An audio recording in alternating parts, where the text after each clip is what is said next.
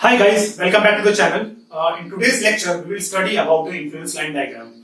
Okay, and we will see what is its importance in the structural engineering.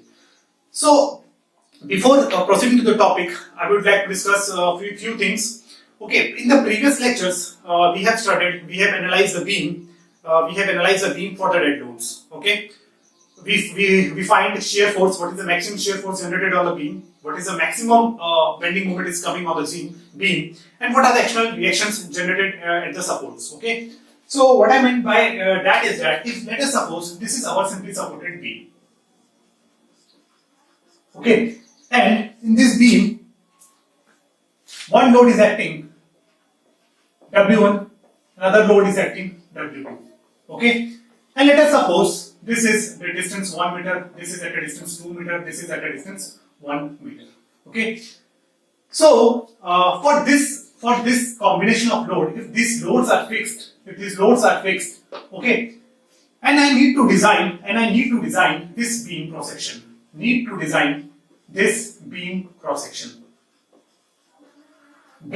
cross section. Okay. So for that, what I need is that I need to find what are the external reactions generated,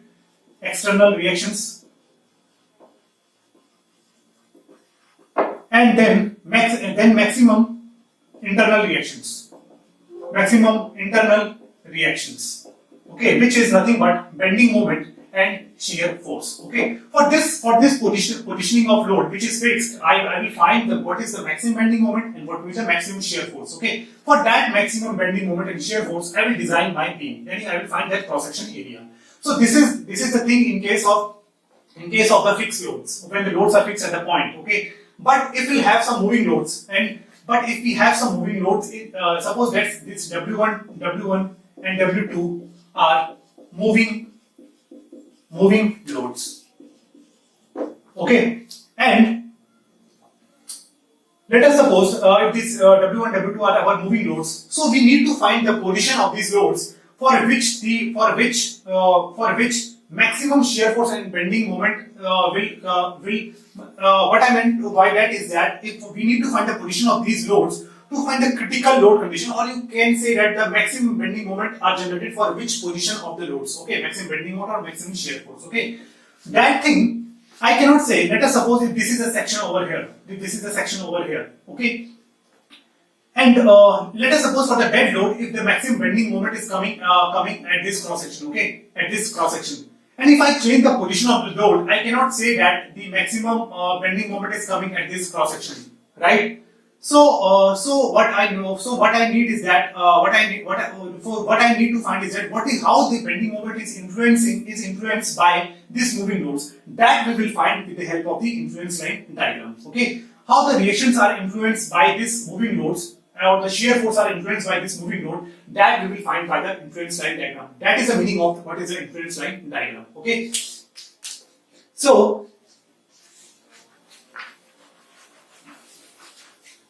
as you can see why we need to calculate the influence line diagram, we already discussed. So let us analyze one thing. Let us see how to find this influence line. Okay.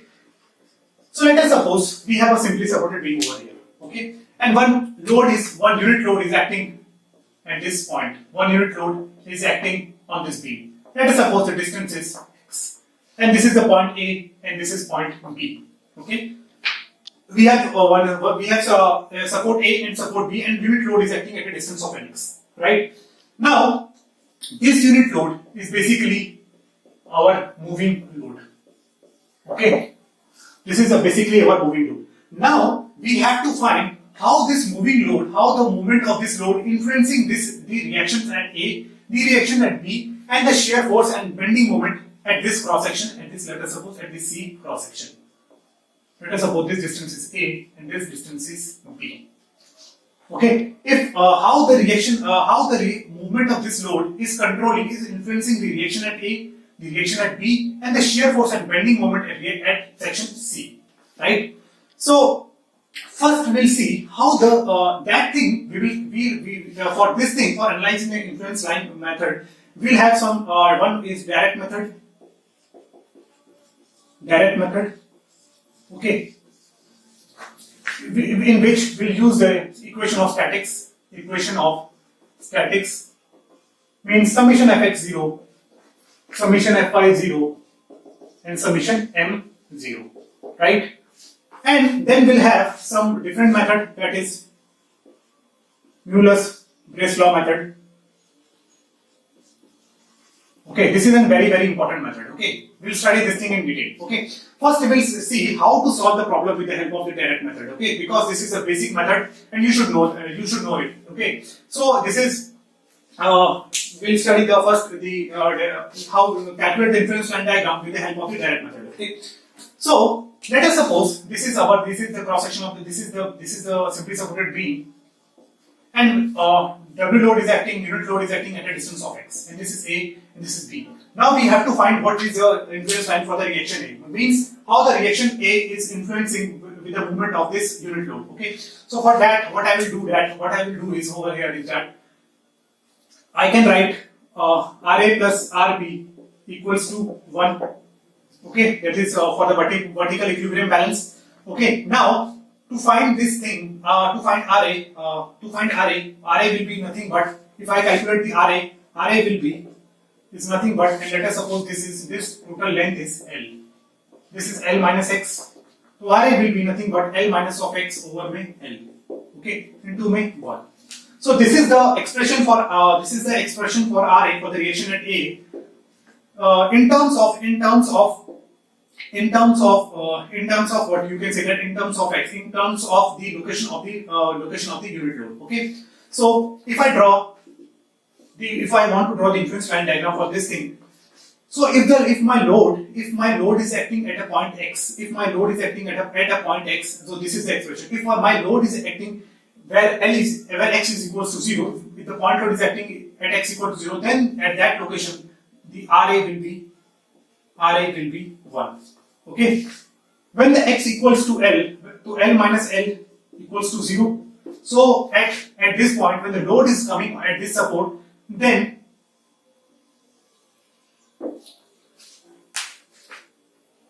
if the load is coming on this support, then the value of RA will be 0. Okay, so you can see that as the load is moving from the support A to B, the value of this reaction is reducing. Okay, so if let us suppose if my load is acting at this location, okay, then the value of the reaction at XA will be this value. Okay, if this Y value, this ordinate will give me the reaction at A when load is acting at this location. Okay, when load is acting at this location. Okay, so this is the in this way you can find influence the reaction at any point when the load is, suppose the load is acting at this point, then you can need to find the ordinate of this point. Okay, this ordinate will give me the reaction at location 1 when load is acting at this position, right? Let us suppose this is x1, so this thing is x1. Okay, so at x1 location, from here you need to find the ordinate to find the reaction at 1. So this is the first case of the reaction at 1. Now we will do what will be the variation of the how the reaction at B is influencing when the load is moving. Okay. For that also, if let us suppose this load is acting at a distance of an x, the expression for RB will be is nothing but x over L into 1 unit load. Okay. Right. So at x equals to 0, when the load is acting at support A, the reaction will be 0, RB will be 0. Okay, and when the x equals to L, then RB is equals to 1.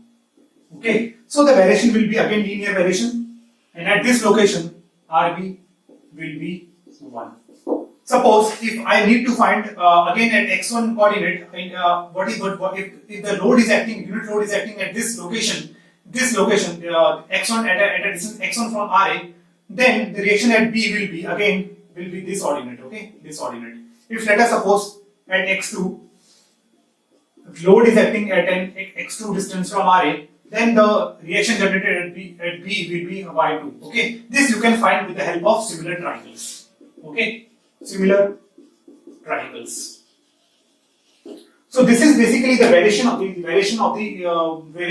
reactions at the supports when the moving load is moving, when the unit moving load is moving across the cross section. Okay, why we are choosing the unit load? Because it is easy to multiply any load with the unit load. Okay, if let us suppose in actual scenario if we have a 20 kilonewton load, then we can multiply 20 into 1. Okay, to find the actual reaction. Okay, so this is the influence line diagram for the reactions RA and RB. Now we will see how the shear force is influencing at this cross section when this unit load is moving along this beam. Okay.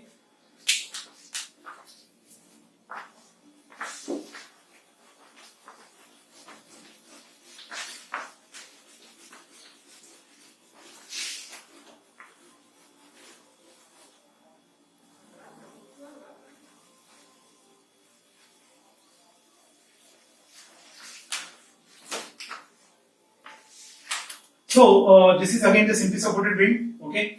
So influence line diagram we can draw for any structures. Okay, whether it is indeterminate structure or determinate structure. Okay, this is initially we are discussing about the determinate structures only. Okay.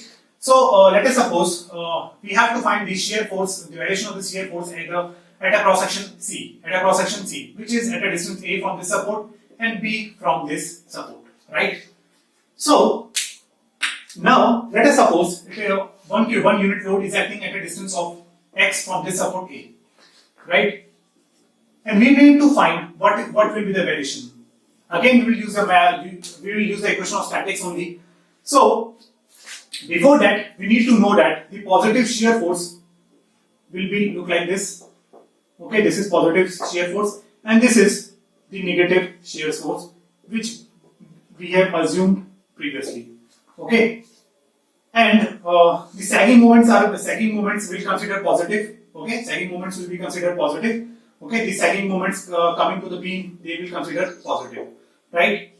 So now we have to find, first we need to find that let us suppose this load is acting at a distance of x. Now we'll generate the expression and what will be my shear force at this cross section C. Okay, what will be the shear force at this cross section C? Let us suppose if this force is acting at this point at a distance of an x, okay. So the value of VB, RA reaction will be nothing but L minus of x over L into 1, and RB is nothing but x over L, right? So I cut the section at this location. At C point I cut the section. Okay, this is RB, which is nothing but x by L. Okay.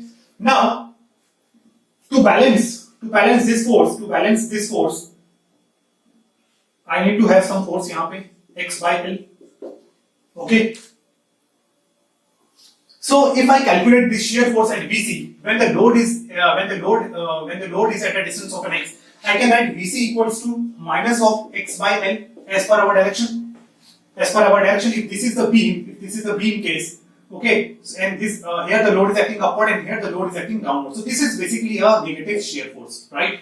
And the expression for which VC is equals to minus of x by L, which what I meant by it is that at a location and when x equals to 0, my shear VC equals to shear force at C equals to 0. Okay, and when x equals to A, VC is equals to minus A over L. Okay, so this is the case. Here the maximum shear force will be minus A over L. Okay.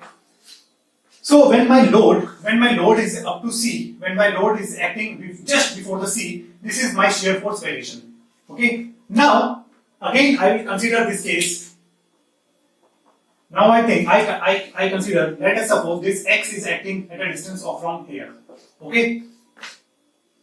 So I can say that now let us suppose this load reaches after this section C. Okay.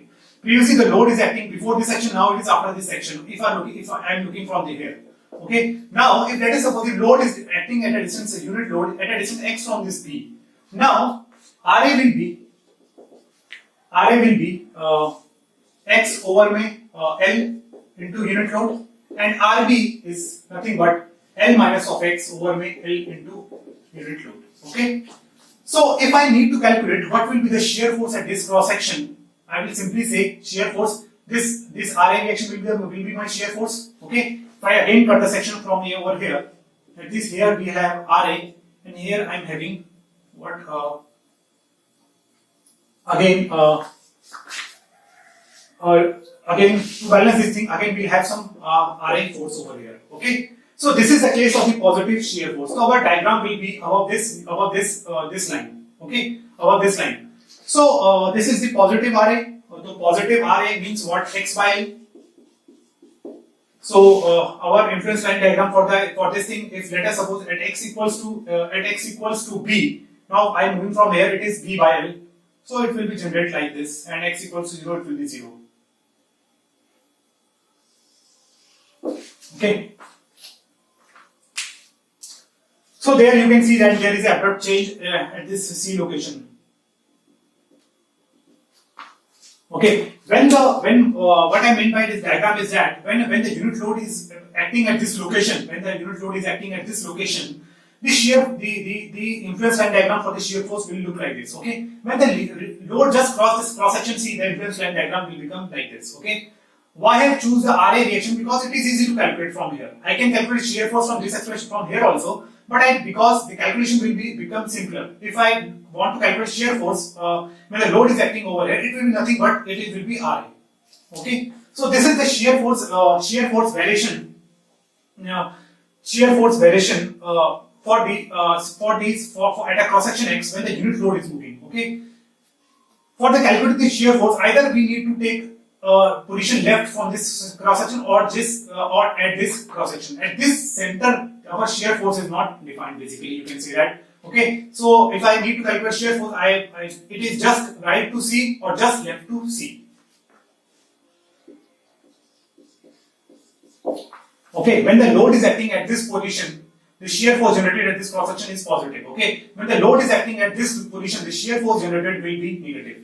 Right? This thing we have studied. Now we'll see how the moment at cross section is influenced when the unit load is moving. Okay, so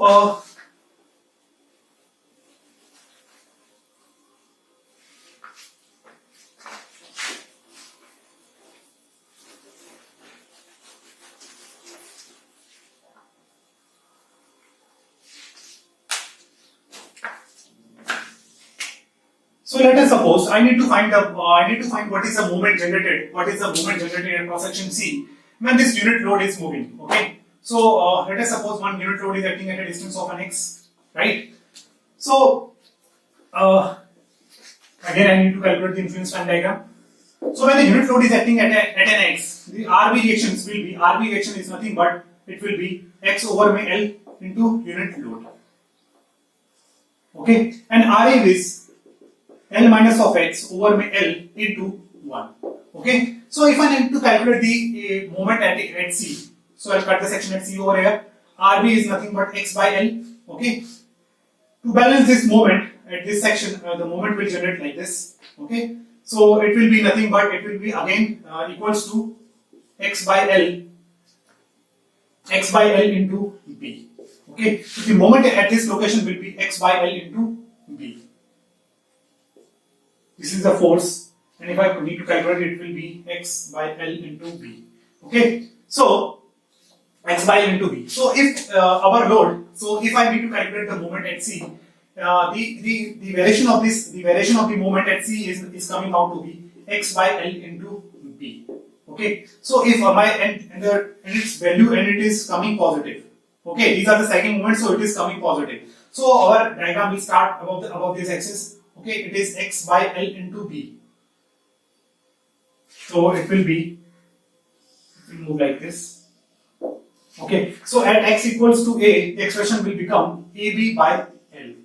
Okay, so the expression is coming here will be AB by L. Okay, now when the load is acting, when the load is acting at this location at a distance of an x, unit load is acting at a distance of an x. Okay, so in that case, what will be the RB? RB is nothing but it will be L minus of x over L into 1. Okay, and RA is nothing but x over L into 1.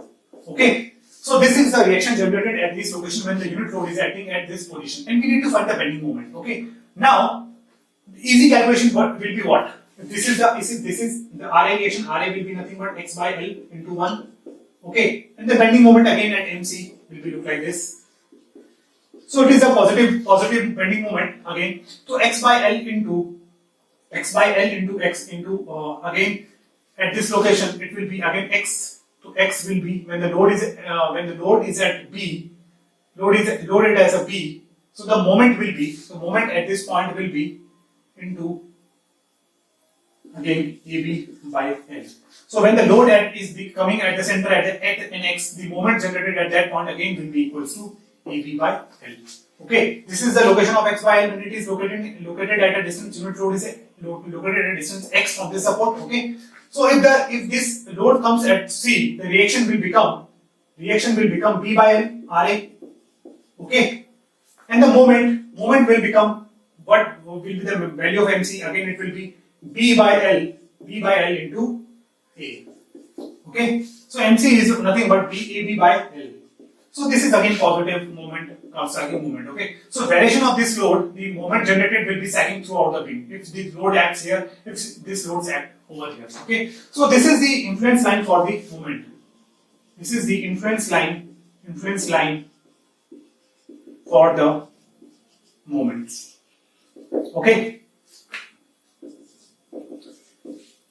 Later in the next lectures, we'll see how this influence lines are helpful for calculating this shear force, the maximum shear, the critical position of these loads, critical value of the shear force and bending moment for the location of loads. Okay.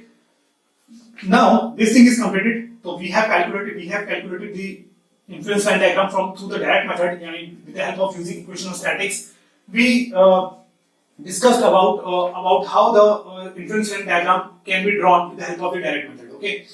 In the next lecture, we'll see how we can draw this influence line diagram with the help of Mueller's-Breslau principle. Okay, that is a very important topic. Okay, from the exam point of view, and any other, if you want to solve complex structures, then you can't use this equation of statics. Okay, it is very complicated, very time consuming. So it's better to use Mueller's-Breslau principle over there. Okay, so in the next lecture we'll discuss about that thing. Okay, thank you very much.